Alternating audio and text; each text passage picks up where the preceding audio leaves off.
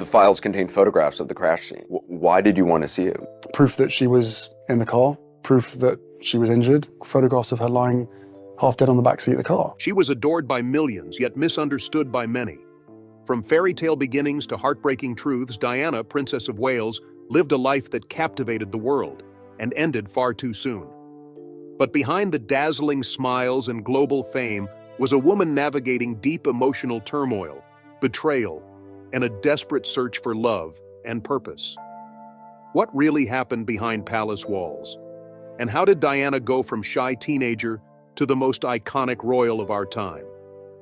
This is the untold, unfiltered story of the People's Princess, told like never before. Born on July 1st, 1961, Diana Frances Spencer came into the world at Park House on the Sandringham Estate in Norfolk, a residence the Spencer family rented from the Queen. From the start, she was close to the British royal family, both in terms of geography and connection. Her family had long-standing ties with the monarchy. Her father, John Spencer, worked as an equerry to King George VI and later to Queen Elizabeth II. Her mother, Frances, had served as a lady-in-waiting to the Queen Mother. Even though Diana grew up surrounded by royal protocol and aristocratic expectations, her childhood was far from ideal. She was the third of 4 children born to John and Frances Spencer, later known as Viscount and Viscountess Althorp. The family seemed perfect on the surface, respected, wealthy, and well-connected. But behind closed doors, things were different. The death of their infant son in 1960 left a mark on the family. Even though Diana was born the following year, that grief lingered for years. In interviews years later, Diana recalled a feeling of emotional absence during her upbringing. Despite the birth of her younger brother Charles in 1964 bringing some hope to the family, her parents' relationship continued to deteriorate. She was just a young girl when their marriage completely broke down, ending in a high-profile and painful divorce. Diana was only 7 years old at the time. The custody battle that followed was particularly difficult. In a surprising turn, Diana's maternal grandmother sided with her son-in-law, helping John Spencer win custody. This decision deeply affected Diana. She later spoke about the heartbreak of watching her mother leave and only seeing her on weekends. She remembered crying every time their brief visits ended, a pattern that left a lasting emotional impression on her. While her older sisters, Sarah and Jane, were sent to boarding schools and focused on academic success, Diana found herself struggling. Her parents' divorce had disrupted her education and general stability, and she often admitted that traditional academics didn't appeal to her. Diana preferred music, dancing, and spending time with friends over textbooks and exams. Despite her best efforts, she never passed her O-levels, which are the British equivalent of high school exams. Yet Diana wasn't entirely without royal company during her younger years. She occasionally played with Prince Edward and Prince Andrew, who were close in age. Even so, she later described feeling nervous and uneasy around the royals. It wasn't fear exactly, but an awareness that these encounters came with rules, spoken and unspoken. These early experiences would eventually foreshadow her complicated relationship with the royal family as an adult. In 1976, her life changed again when her father remarried. Diana and her siblings were uprooted and moved from Sandringham to Northamptonshire. While Diana had always been close to her father, she had a very tense relationship with her new stepmother, Reine, Countess of Dartmouth. The children gave her the nickname Acid Reine, a clear sign of their resentment. There are stories of arguments between Diana and Reine, with one well-known incident where Diana almost pushed her down the stairs during a heated exchange. Diana was fiercely protective of her late mother's memory, and she found it hard to accept Reine as part of the family. According to people close to her, she never truly forgave her stepmother for the changes she brought to their lives, especially those that came at the cost of her mother's legacy. Diana's life took another dramatic turn in 1978, when her father suffered a severe brain hemorrhage. She later revealed that she had an eerie sense something was wrong just before it happened. Sadly, her instincts were right. Her father collapsed and had to be hospitalized. During his recovery, Reine reportedly restricted Diana and her siblings from visiting him. This further damaged their already fractured relationship with their stepmother. Diana felt excluded from her own family during a time of crisis, and that isolation left its mark. As a teenager, Diana was eager for more independence. She wanted to move out and live on her own, but her parents wouldn't allow it until she turned 18. Undeterred, she came up with a plan. She took a job as a nanny with a family in Hampshire. It was modest work, but it gave her the freedom to eventually move to London, where she could begin carving out her own life away from the family drama. Before her move to London, Diana was already seen by many in aristocratic circles as the quiet one of the Spencer children. But that quietness was more about observation than shyness. People who knew her described her as warm, affectionate, and very in tune with other people's emotions. She was also fiercely loyal to those she trusted. But underneath that charm was someone who had already experienced deep emotional wounds that would influence how she saw relationships, authority, and trust. At school, she was more drawn to sports, dancing, and helping others than exams. Her teachers noted her empathy and willingness to support classmates, especially those who were struggling. These qualities would later define her public image, but at the time they were just signs of a young woman who preferred connection over competition. Even though Diana didn't follow the academic path her sisters had taken, she wasn't aimless. After leaving school at 16, she enrolled in finishing school in Switzerland for a short time, where she studied social etiquette, cooking, and languages. But again, she didn't feel like she belonged. She returned to England and worked various jobs, cleaning flats, helping out in kindergartens, and eventually working as a nursery assistant in London. She shared a flat with friends, earning her own income and living a relatively modest life. By the time she turned 18, she was living in West London and enjoying the small freedoms she had long craved.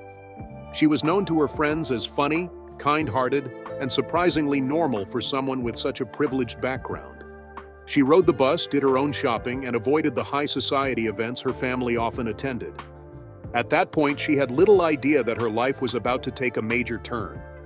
She was just beginning to settle into adulthood, finding her way in the world like any other young woman.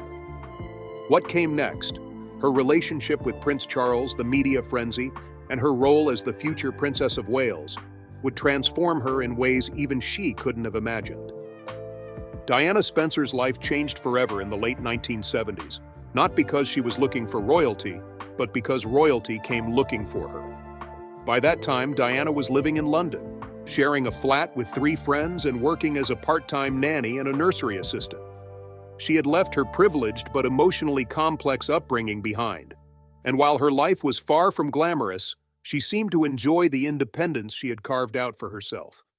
The way she entered Prince Charles's orbit wasn't entirely unusual in aristocratic circles. Their families were connected, and Diana had known Charles in passing from her childhood. But the real link was her older sister, Sarah Spencer, who briefly dated Prince Charles in the late 1970s. Diana was around 16 when she first re-encountered Charles in a more personal context. She later said she thought he looked sad and that Sarah seemed completely infatuated with him, almost embarrassingly so. At that time, Diana didn't see Charles as a potential romantic partner. She was still a teenager, and the idea of dating the Prince of Wales seemed out of reach. But in 1980, their paths crossed again when Diana visited a mutual friend's home for the weekend.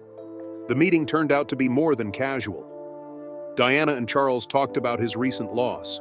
His great-uncle, Lord Mountbatten, had been assassinated by the IRA the year before, and something shifted in their connection. According to Diana, Charles seemed vulnerable and emotional, qualities she hadn't expected from a man often portrayed as stoic and dutiful. At one point, she said he nearly leapt on her with affection, confessing how lonely he felt and encouraging her to come back to Buckingham Palace with him. Diana was surprised and more than a little confused by his intensity. She wasn't used to this kind of attention, especially from someone who was meant to one day be king. Despite her reservations, she agreed to see him again. Shortly afterward, Charles invited her on a sailing trip, followed by a weekend at Balmoral Castle in Scotland with the royal family. Balmoral was often where relationships were tested. If you could survive a weekend there, you might just be considered suitable. Diana passed the test. The Queen reportedly approved of her, as did Prince Philip and the Queen Mother. The press soon got wind of the budding romance, and Diana's relatively quiet life began to shift dramatically. In February 1981, just a few months after their courtship began, Charles proposed to Diana in what many described as a quick and somewhat awkward exchange. She accepted, but later admitted she had little idea what she was really agreeing to. At only 19, Diana was suddenly thrust into the global spotlight as the future Princess of Wales. The engagement announcement was met with excitement, but there were early signs of discomfort. During their official interview, when a reporter asked if they were in love, Diana responded, "Of course." Charles followed with the now infamous line, "Whatever in love means." That comment left Diana feeling uneasy, though she tried to brush it off at the time. Following the announcement, Diana moved out of her London flat and into Buckingham Palace. What she hoped would be an exciting new chapter quickly became an isolating experience. She later described the palace as cold and empty, a place where no one really explained what was expected of her. With no formal training, no real support system, and limited contact with the outside world, Diana struggled to adjust. She had to give up her job as a nursery assistant and cut ties with many of her close friends.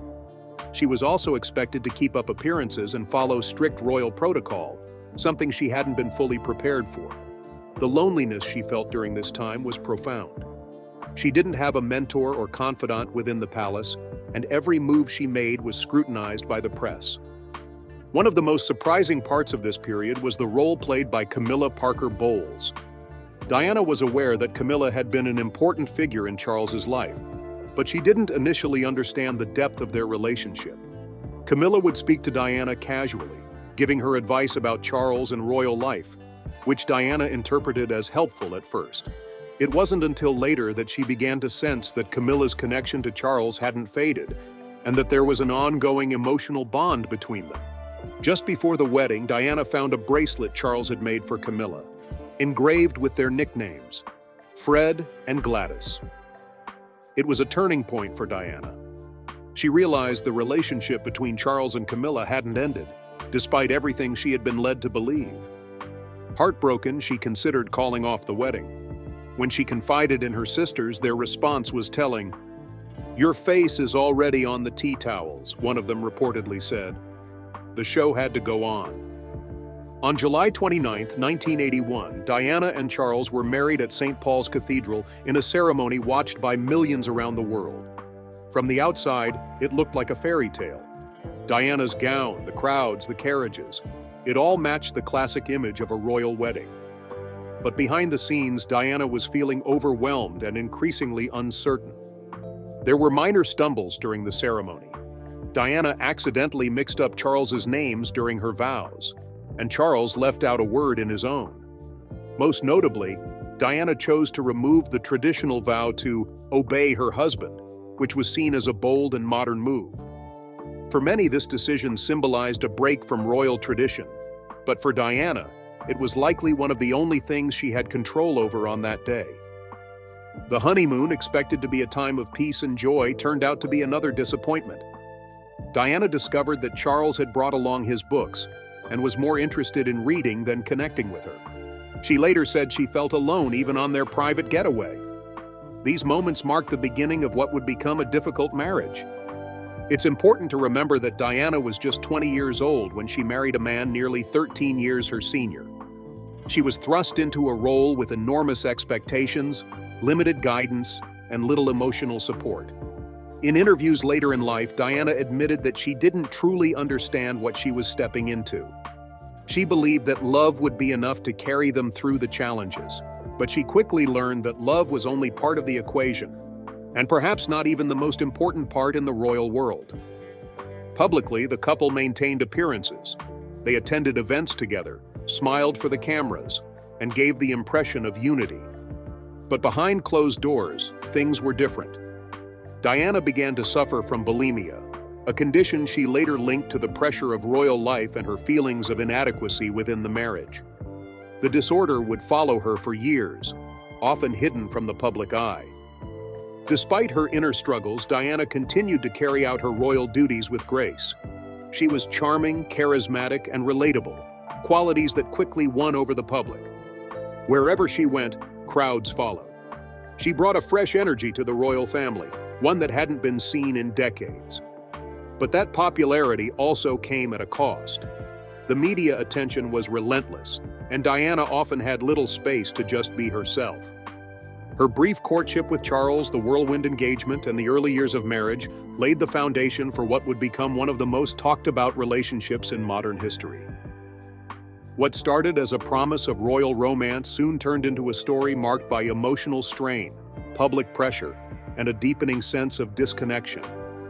As Diana adjusted to life under the royal spotlight, she tried to balance her public image with her private pain. While the world saw a princess, she was still in many ways the same young woman who had once cried at her mother's departure, struggled through school, and longed for genuine connection. She wanted to be loved, to feel safe, and to be understood, not just admired. The honeymoon itself, spent on the royal yacht Britannia and later at Balmoral, was not the romantic escape Diana had imagined. Charles, ever attached to his routines, brought along a stack of books and spent much of the trip reading. Diana felt ignored and alone. Her attempts to engage with him often fell flat. She later said that she had underestimated how much of a third person was involved in the marriage, referring to Camilla Parker Bowles, Charles's longtime friend and former girlfriend. Diana's suspicion that Camilla remained emotionally close to Charles became a growing source of pain and insecurity. In the months following the wedding, Diana began to struggle with her mental health. She developed bulimia, a condition that involves cycles of binge eating and purging. She later explained that the pressure of public life, combined with a lack of emotional support, triggered this behavior. The palace had no protocol for supporting mental health, and Diana often felt like she was left to manage her emotions on her own. Even as she suffered privately, Diana was expected to maintain her public role. She went on royal tours, smiled for cameras, and shook hands with dignitaries. Her natural warmth and relatability helped her connect with people from all walks of life. Crowds flocked to see her wherever she went. In public, she seemed confident and composed. But in private, she felt overwhelmed, isolated, and uncertain of her place within the royal family. Her pregnancy with Prince William in 1982 offered some hope. Diana was happy to become a mother and threw herself into the role with enthusiasm. But even this joyful time was shadowed by personal difficulties. She suffered from severe morning sickness and emotional turmoil. At one point, after an argument with Charles, she threw herself down the stairs while several months pregnant. Although she wasn't seriously hurt, the incident highlighted just how desperate she felt. Charles's response to Diana's emotional distress was often perceived as cold. According to Diana's later accounts, he dismissed her cries for help, leaving her feeling even more alone. Queen Elizabeth was said to be concerned but didn't know how to intervene. The institution of the monarchy was not equipped to handle emotional conflict in a personal, human way. Everything was approached with formality and discretion, which only made Diana's experience feel more isolating. When Prince William was born in June 1982, Diana hoped that motherhood might bring a sense of stability. She adored her son and was determined to be a hands-on parent. She broke with royal tradition by insisting on taking William on royal tours and being closely involved in his upbringing. Still, the birth didn't fix her marriage.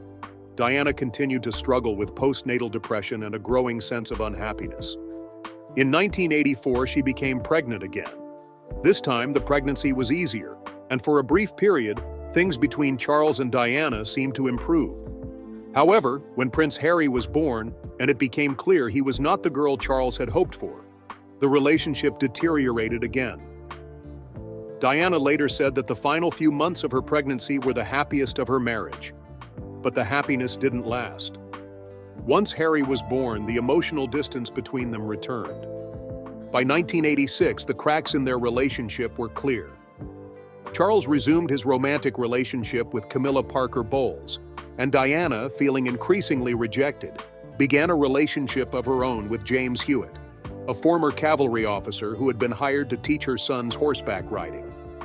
Both of these affairs would later become public and fuel media speculation, particularly about Harry's paternity, though the timeline of Diana and Hewitt's relationship indicates it began well after Harry's birth. Inside the palace, tensions were rising. Diana and Charles had become distant, both emotionally and physically. Their public appearances were carefully managed, but many observers noted the lack of warmth between them. Some members of the press began referring to them as the Glums, a reference to their often strained expressions during joint engagements. In 1989, Diana attended a birthday party for Camilla's sister, where she confronted Camilla directly about her ongoing relationship with Charles.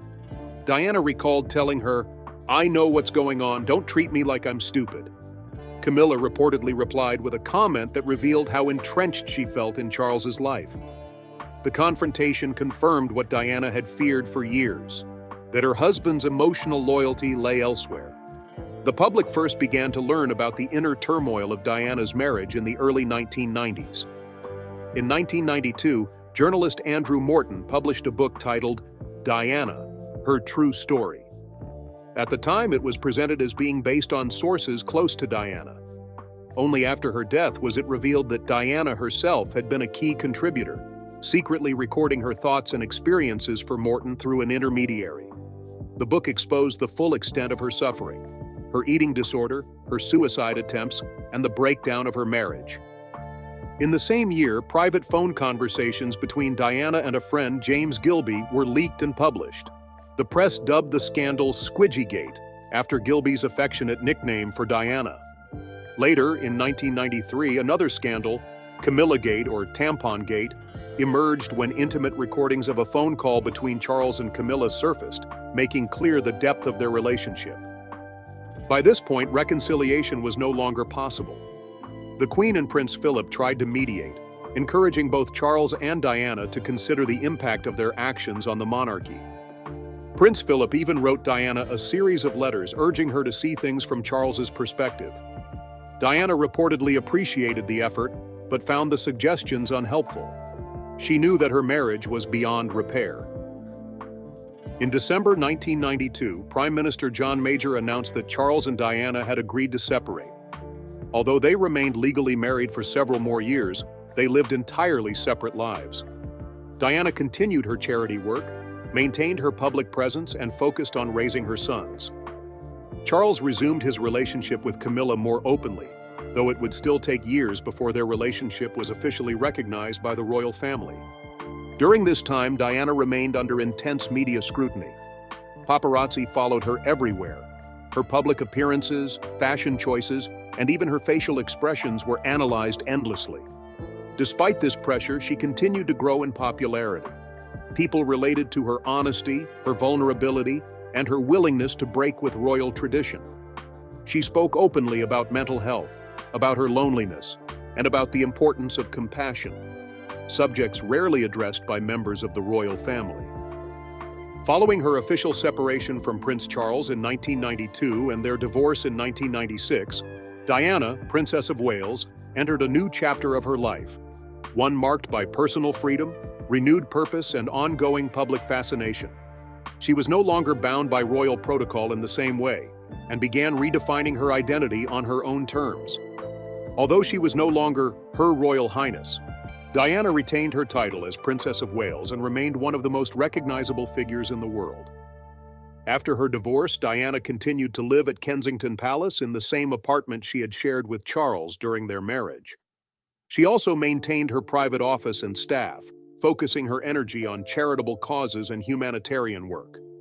Freed from the rigid structure of royal duties, she was able to speak more openly, choose the causes she cared about, and build deeper connections with people from all walks of life. While Diana was no longer part of the royal firm, she still had a huge public platform and was deeply admired for her compassion. She became known for her ability to connect with people, not through formality, but through kindness and sincerity.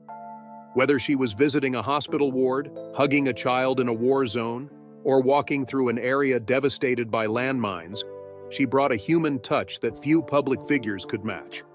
One of her most impactful campaigns was her work on landmine awareness. In 1997, she visited Angola with the Halo Trust, a charity focused on landmine clearance.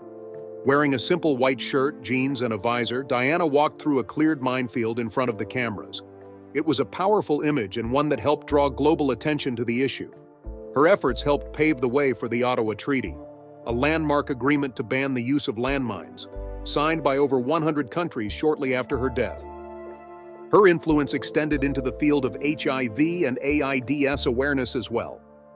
In the 1980s and 1990s, when misinformation and fear about the disease were widespread, Diana challenged the stigma by shaking hands with AIDS patients without gloves, showing the world that compassion, not fear, was the appropriate response. Her involvement helped to change attitudes and promote greater understanding around a topic that was, at the time, misunderstood and heavily stigmatized. Throughout the 1990s, Diana also remained a patron of various charities, including Great Ormond Street Hospital for Children and Centerpoint, a homelessness charity. She was closely involved in organizations supporting cancer patients, victims of domestic abuse, and those living with mental health conditions. Her commitment to humanitarian causes wasn't performative. Those who worked alongside her often remarked on her genuine care and hands-on approach. She didn't just make appearances, she listened, comforted, and supported. In her personal life, Diana became more independent and increasingly selective about the people she allowed close to her. One of her most significant relationships during this period was with British-Pakistani heart surgeon Hasnat Khan. Friends of Diana often described him as the love of her life. Their relationship, however, was intensely private. Khan, who valued discretion and a quiet life, struggled with the intense media attention that came with being linked to Diana. They dated for nearly 2 years, and though Diana reportedly hoped for a future with him, the relationship eventually ended, partly due to the pressures of her public life. Not long after that, Diana began a more public relationship with Dodi Fayed, the son of Egyptian businessman Mohammed Al-Fayed. The relationship drew significant media attention, with paparazzi following their every move during the summer of 1997. The pair were photographed on a yacht in the Mediterranean, triggering a media frenzy that only intensified as the summer went on. Despite the tabloid interest in her personal relationships, Diana seemed to be in a period of personal growth. Friends and former staff have said that in the final months of her life, she was finding her voice again and was exploring ways to continue her charity work independently. She had also reportedly been in early discussions with then Prime Minister Tony Blair about taking on a more formal role in promoting British humanitarian interests around the world. However, Diana's growing independence came with challenges. Although she was still offered royal protection, she often declined it in an effort to distance herself from the monarchy. This decision would later become a critical detail in the events leading up to her death. On the night of August 30th, 1997, Diana and Dodi dined at the Ritz Hotel in Paris. In an attempt to avoid the paparazzi waiting outside, the couple left the hotel through a rear exit and got into a black Mercedes driven by Henri Paul, the hotel's acting head of security. Paul was not a professional chauffeur, and he was later found to have alcohol in his system. Alongside Diana and Dodi in the car was their bodyguard, Trevor Rees-Jones, who was the only survivor of what happened next. Shortly after midnight, in the early hours of August 31st, the car crashed in the Pont de l'Alma tunnel while trying to evade photographers. Dodi Fayed and Henri Paul died at the scene. Diana was critically injured and was taken to the Pitié-Salpêtrière hospital. Despite efforts to save her, she was pronounced dead a few hours later. The news of her death sent shockwaves across the globe. In the UK, people gathered outside Buckingham Palace and Kensington Palace, leaving flowers, candles, and handwritten notes. Many were grieving not just the loss of a princess, but of a woman they felt they had come to know. Diana had shared her vulnerabilities, spoken openly about her struggles, and used her platform to champion those who often went unheard. Her death felt deeply personal to millions. The days that followed were filled with mourning and public reflection. On September 6th, her funeral was held at Westminster Abbey. More than 2,000 people attended the service, including members of the royal family, political leaders, and celebrities from around the world. Her sons, Princes William and Harry, walked behind the coffin alongside Prince Charles, Prince Philip, and Diana's brother, Charles Spencer. Elton John, a close friend of Diana's, performed a rewritten version of his song Candle in the Wind, originally about Marilyn Monroe. The tribute captured the fleeting, almost mythical quality of Diana's life in the public eye. It became one of the best-selling singles of all time, with proceeds going to charities Diana had supported. Diana's body was buried later that day in a private ceremony at her family's estate in Althorpe. She was laid to rest on an island in the middle of a lake, away from public view. Her grave remains a place of reflection and remembrance for those who continue to honor her legacy. In the years since her death, Diana's impact has only grown. She helped modernize the monarchy, introduced a more compassionate style of public service, and inspired countless people with her openness and advocacy. Her legacy is also carried on through her sons, both of whom have taken on charitable roles and have spoken publicly about their mother's influence. Prince William, in particular, has continued Diana's work with homelessness charities and children's hospitals, while Prince Harry has focused on mental health awareness, veterans' welfare, and landmine clearance. Both have referenced their mother as a guiding force in their lives, even decades after her passing. Diana's life was filled with contrasts: glamour and heartbreak, fame and loneliness, duty and rebellion. She was a figure who seemed both part of history and deeply human. For all the ceremonies, gowns, and headlines, what people remember most about her is how she made them feel seen, valued, and heard. Though her time was short, Diana's story continues to resonate. She challenged expectations, changed perceptions, and left behind a powerful example of empathy in action. Whether walking through a hospital ward or a minefield, she brought humanity to places where it was most needed. And in doing so, she became not just a princess, but a symbol of compassion and strength in a complex world.